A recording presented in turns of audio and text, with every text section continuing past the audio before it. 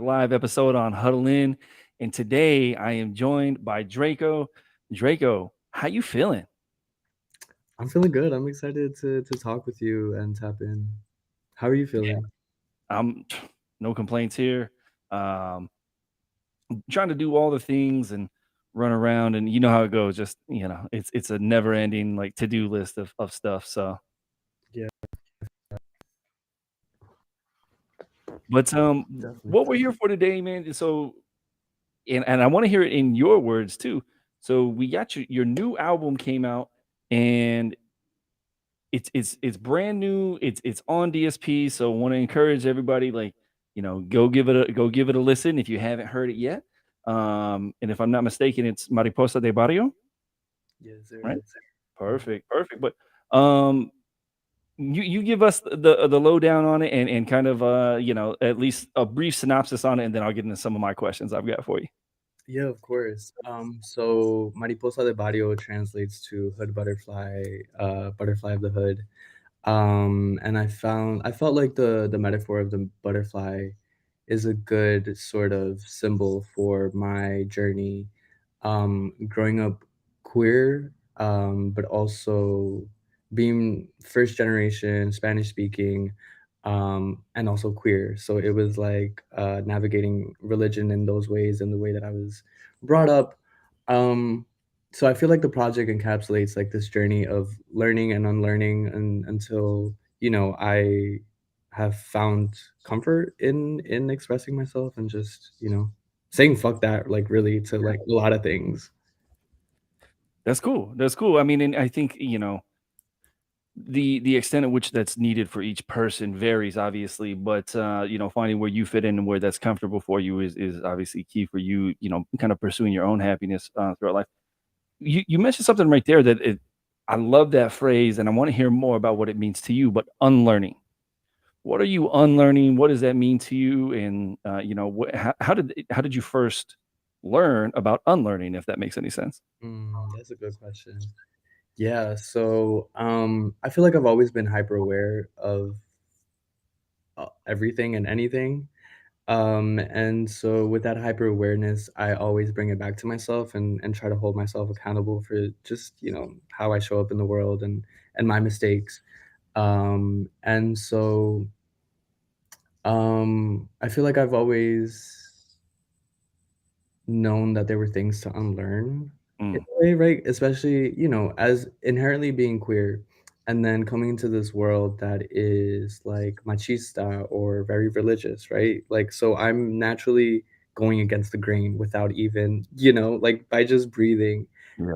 So that's where the learning and unlearning started for me. It was like, no, it was like shutting out the noise and sitting myself down and being like, no, like, this is this is what's okay for me. This is what feels good for me, and it's not what other people are telling me what those things have to be.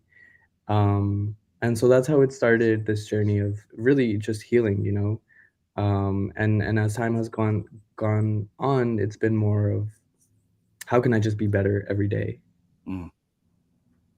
I feel that, and you also said something there, the hyper awareness specifically. I also find myself as someone that's like hyper aware of situations, and I was actually just talking to my wife about that the other day. It's like a gift and a curse. You're like, you're able to see different things, but then like you're like so like stuck. You're like, I got this there and this there, and like you just get stuck by so many things. Yeah. So, um, I do, and I think some of that translates into not only the messages that, as I'm going through and checking out your socials and listening to the music, I think a lot of that translates into your music, and you kind of give off a very, um, kind of a vulnerable thing that's communicated through your music. It was that, I guess, how intentional was that, or was that just kind of a natural thing?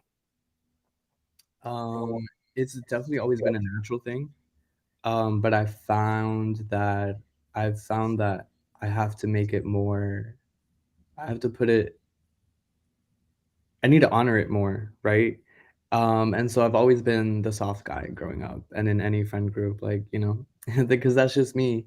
And so again, in this process of learning and unlearning, a part of that was like unlearning heaviness, unlearning like what it means to be rigid, especially operating through a man's body, and things that, those are certain things that I still navigate, in like, just being in my flow, right? And so, that's always been important to me, what feels honest, and especially in a world where I felt like a lot of people, um, I don't know, maybe just don't have the tools to be vulnerable with themselves, because you don't have to be vulnerable with anybody but yourself, right? Like, it's your work, it's personal.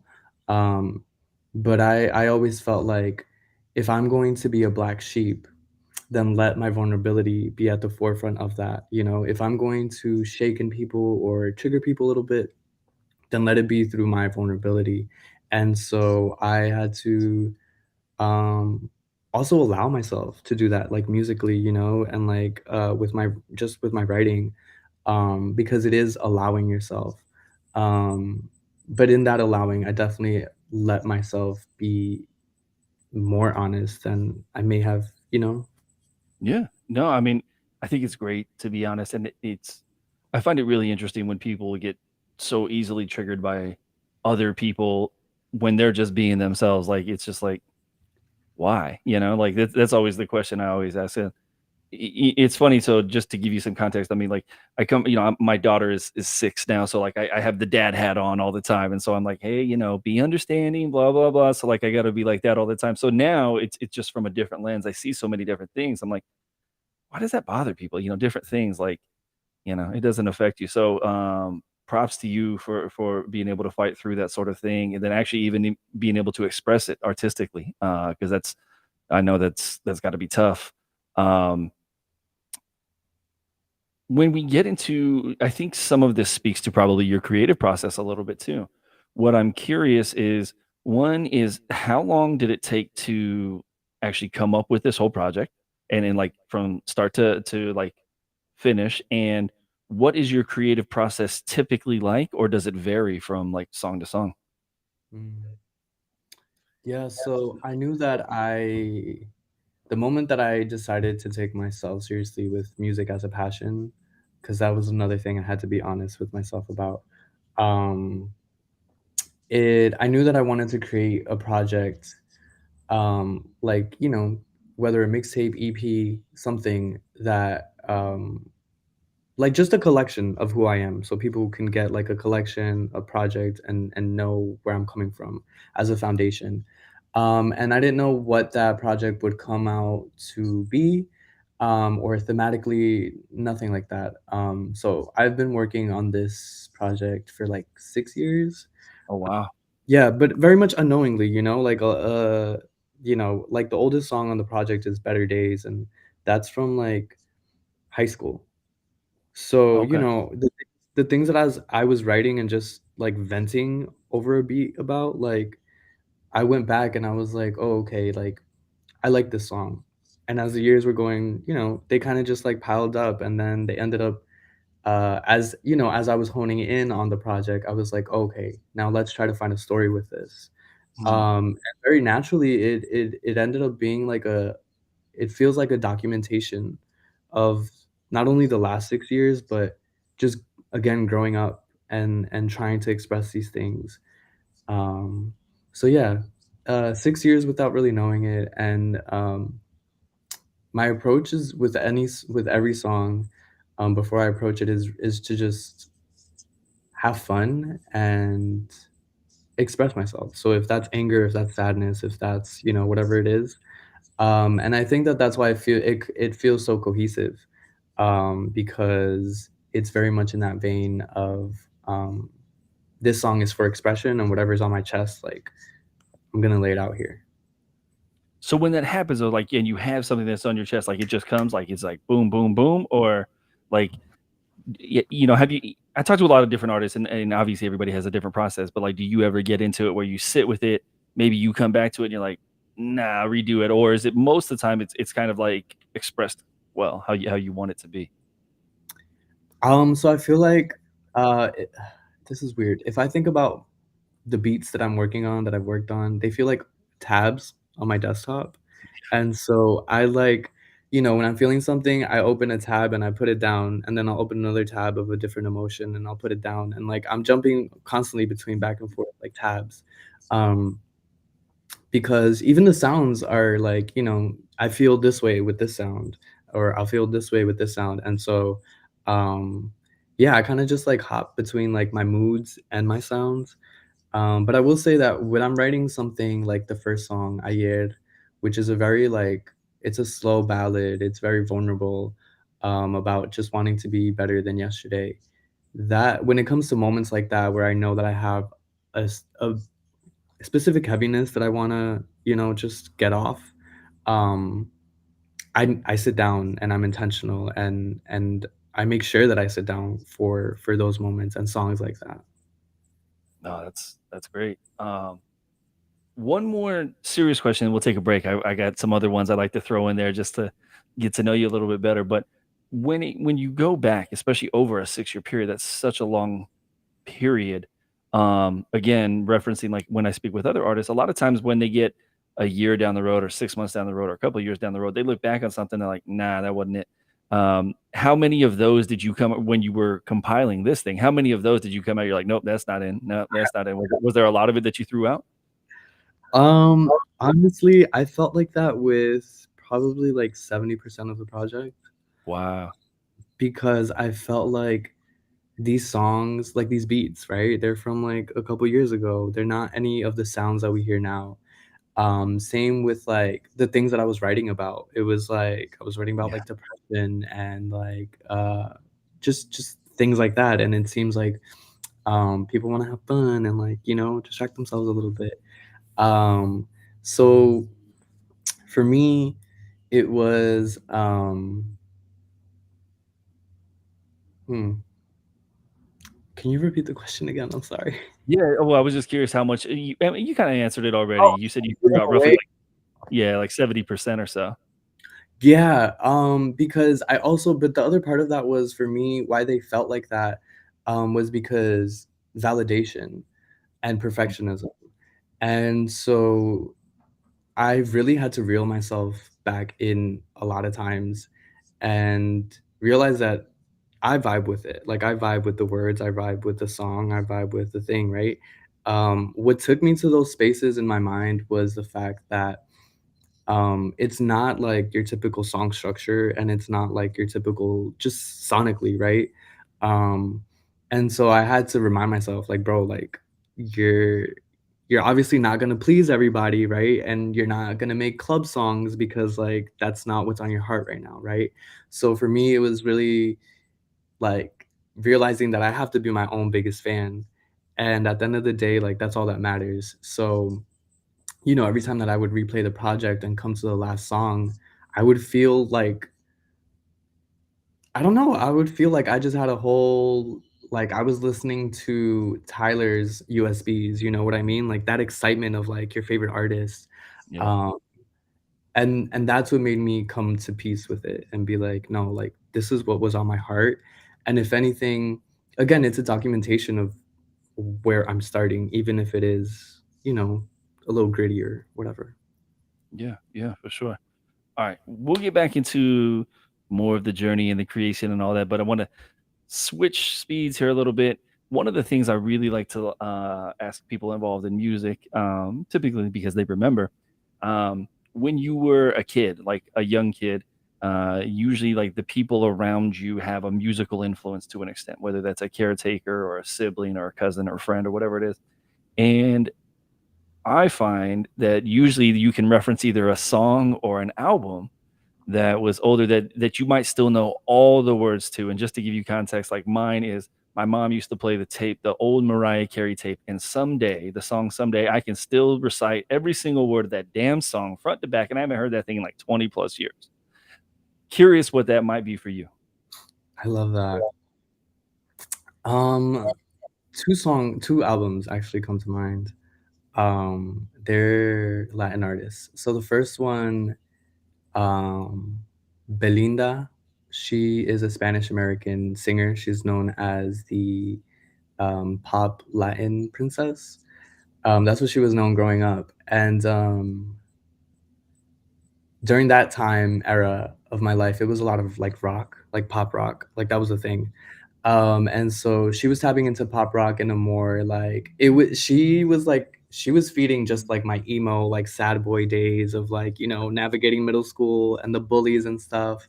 Um, but it wasn't only, like, the rock sound, but her songwriting, was very, like it was very honest, but it was also very, like, metaphorical, symbolic. It wasn't, like, literal, and I think that that's really what captivated me really young.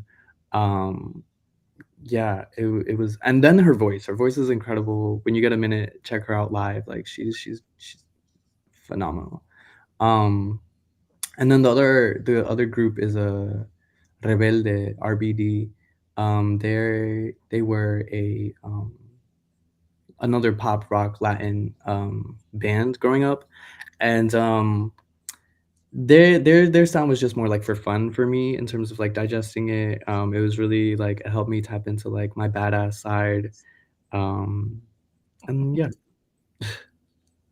It's funny, it's I know some Latin music, like, I'm not, like, extremely well versed in it, but it's funny when I was in high school, one of my teachers forced us to try to learn and it worked, like, he would make us listen to, like, Spanish music or Spanish-speaking music, and, you pick it up that way, it is tough, but one of the songs, like, I don't know if you know it, are you familiar with Flan? No. It's an old thing, but if you ever look up Flan, No Controles, it's Okay. hilarious. You gotta see that video. Wow. But that was one of the songs that, like, really helped me learn Spanish, so, um, yeah, but I'll definitely check out what you put on there, I'd love to hear that. And then the other kind of question I like to have fun with people is, when it comes to karaoke, if we were at the karaoke spot, what would you go to? Damn, I think about this. I think about this just for myself. Um, Yo, I don't even know. There's so many songs that I sing my little heart out to. It's probably something corny like "Never Say Never" by Justin Bieber, Okay. or like "The Climb" by Miley Cyrus, actually. I think I'd do good in karaoke. Yeah, yeah, no, those are fun. Yeah, I don't go to singing songs, I go to rap songs, so you don't wanna hear me sing, it's real bad, real bad. Um, but alright, so jump back over into the other side. Now, one of the things I'm curious is, the rollout process for any project always looks different for everybody. What, having already released it now at this point, what would you do differently, like, maybe for the next one as far as rollout is concerned? I would do everything that I planned to do for this one that I didn't do. Um, and I didn't do some things because I found that I was putting myself a lot of extra pressure Mm, that, again, this feels like something to just get off my chest. Um, and kind of just like, "Hey, this is who I am," right? Introduction, formal introduction to the world and people. So, I figured that I would take it slower this time and implement more of the things for the future. When people are so I wanna get people excited, right? And so, like, I wanna save, like, the good stuff for when the momentum is building and happening, so, um and honestly, just, like, it's simple things like videos, yeah. photo shoots, things like that. Just visual content. For me, I really enjoy bringing the music to life. So whether that's conversations like this or, like, visuals and, whatever that is. So, Yeah.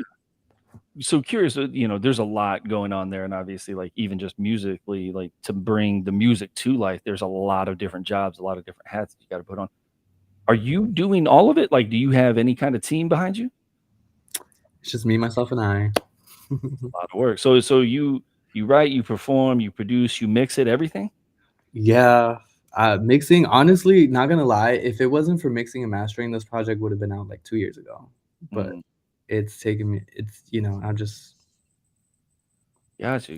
Yeah, you know what? We might have to get you linked in with some folks on on this side. We can get you some help on that. yeah. Um, Curious. and when we first met, it was, kind of the Web3 scene, and it was cool to meet you at Zoratopia last year in New York and whatnot. Do you have any kind of Web3 rollout planned for this? Yeah, so I partnered with Tribly. I'm not sure if you've heard of Tribly. I haven't, no. Yeah, so Tribly offers, the way that I approached it, I'm offering, it feels like a Web3 Patreon version. Okay. So I'm offering like memberships into this rollout. And uh yeah, so I like every membership, it's four memberships, it has four tiers. It starts with the ovum, then it goes into the larva, chrysalis, and the butterfly. Okay. And then it just increases in perks as as it goes up the ranks. Gotcha, gotcha. Okay, cool. I'll have to check it out. I'm not familiar, but there's so many projects going on with these different rollouts and different things that, like, it's easy to miss stuff. Um, what about live performances? Do you got any shows booked, metaverse wise or otherwise? Definitely gotta look into metaverse. Um, I have that in the back of my head, but it's just like because it's very easy to like broadcast a video that's already made. I Yeah. want to do that right. You know what I mean? Like I want to plan that correctly. Um, and then I'm working on like I performing. I've never really performed except like my Mhm. poetry. So yeah, I'm getting my feet wet. I know that someone is planning an event soon. So I don't know, I'm just taking baby steps right now. Yeah, no, that's fair. I mean, and it's good to get practice in and whatnot. I think, there's some at least just on the Web3 side, like there's some really great examples from some really good performers. Obviously, at Zoratopia, we were able to see a bunch. Do you have maybe a favorite live performance that you've been to that you can reference that you like? Yo, I can model something after that. Um, to reference, I mean, honestly, I have like a lot of stuff that I've seen, all the way from like Lady Gaga, all of her world tours, down to just like what I don't know if you saw what Kendrick did on SNL like a couple months ago. I didn't see on SNL, but I'd been seeing how he was doing Mr. Morale. Yeah, it's just like projections.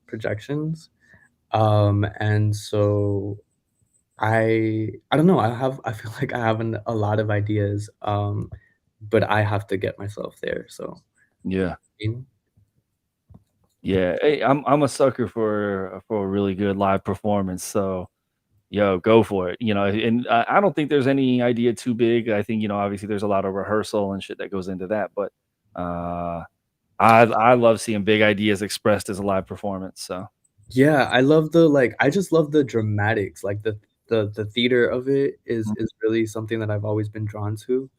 And so those are things that I want to, very like I don't want my performance to just be like, I obviously it will as I'm just starting out, but like I really want people to leave with an experience. yeah. Feel the same way with my music. So I wanna, again just bring the music to life. Yeah. Yeah, no, no, no, I'm with that. Um, no, that's really cool, man. I wanna stay tapped in so I can see some of these live performances. I was talking to Matt Monday a couple weeks ago, and he and I both kinda stand over the old, like, the Glow in the Dark tour by Kanye, which was like 15 years ago at this point, but like, Kanye's set design and stuff like that, like it really was like an experience. And I think that's one of the ones that I always reference. But, even when you don't go something big like that, small intimate sets can really leave for a good experience too. So, Yeah. um, one of the things I wanted to touch on briefly too is it looks like you have, you did a space yesterday and you got a schedule of spaces where you're going through and talking about different things on there.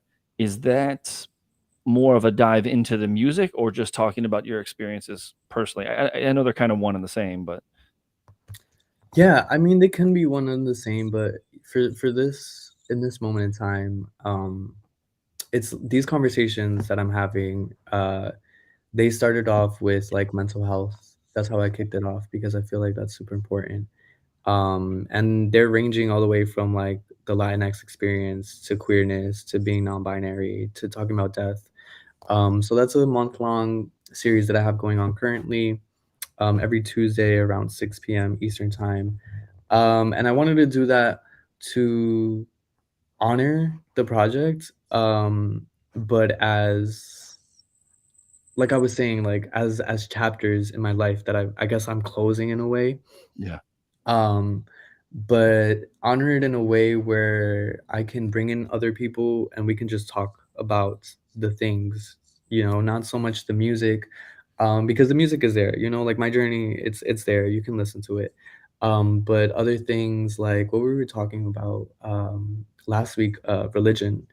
Um, and I had a couple of people come back after the space and be like, hey, like I really needed that. I just needed to hear other people to know that other people are feeling this way. Mm. Um, and I think that that's really what it is, to just find other people who are, being honest with themselves, but also to know that, like, you're not alone.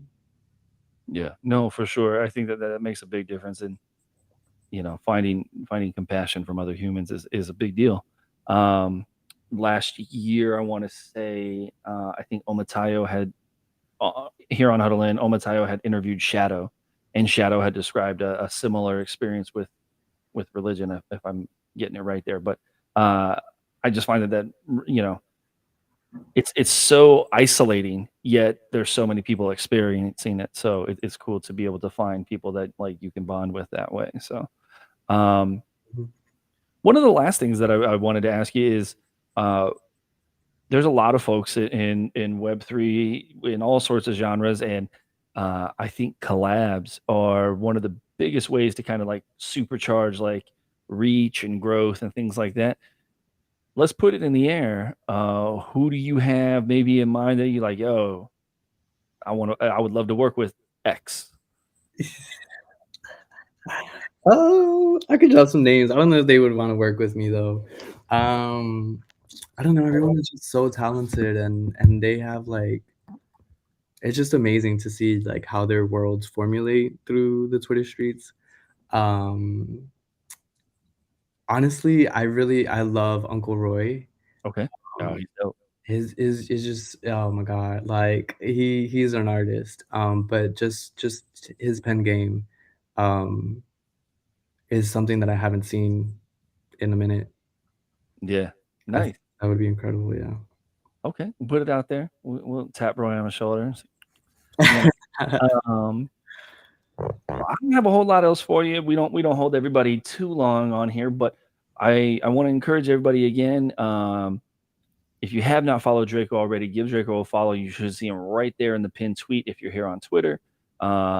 Check out the album. Yeah, you can also find the link in his Twitter. Real easy to go to. It's available everywhere we stream, right? Yes. Perfect. Okay. Perfect. And then I want to leave, the last moments to you. The floor is yours. Any message you want to deliver, tell anybody where to find you, all that good stuff. It's up to you. Okay, what's up, everyone? Everyone listening. Um, I appreciate y'all taking time to listen in on the conversation. Yeah, my name is Draco. I'm a bilingual Spanglish rapper. Um, Trying to get my foot wet, trying to get my foot in the door in Web3, little by little. Um, and I just want to bring more of the queer and brown community over this way. So yeah, you can find my project Mariposa de Barrio now streaming everywhere. And yeah, I'm looking forward to the next project after this. And I because I feel like this project, this Mariposa de Barrio, um, not that it's too serious, but I've now the things that I'm writing now bring me a lot more joy. Mm. I'm a lot more carefree in what I'm writing about. I'm definitely gonna trigger some people, but it's I'm having fun with the sounds. So definitely, tap in, keep up with my journey. Don't be a stranger. I just, I love to talk to people and connect and, vibe out. So I appreciate you so much for allowing me here. Yeah, no, man, it's nothing. Anytime. Happy to have you. Happy to get into the in-depth conversation. I know whenever you meet people, especially at like a concert type thing or a Zoratopia, you're like, hey, what's up? And like you can barely hear anybody, that type of thing. So It's uh, too quick too, like yeah, yeah. no, thank you for coming through and sharing. Keep me posted on what you got working. Are you already cooking up on the next stuff? Oh, hell yes. I feel like I have my next 3 projects in mind already, you Dang, know? 3? Yeah, so Sheesh. we're working over here. All right, and then, do wanna say thank you to everybody out there, anybody that's tuning in now or after the fact. We appreciate you. If you have not downloaded Huddle In already, it's in all your app stores. It takes 30 seconds to sign up, HUDDLN. Tap in with us if you got any questions. Tune into our live streams. Happy to put you on with anybody here that you're already talking to or watching, this and that, and tap in with Draco. And until the next one, peace.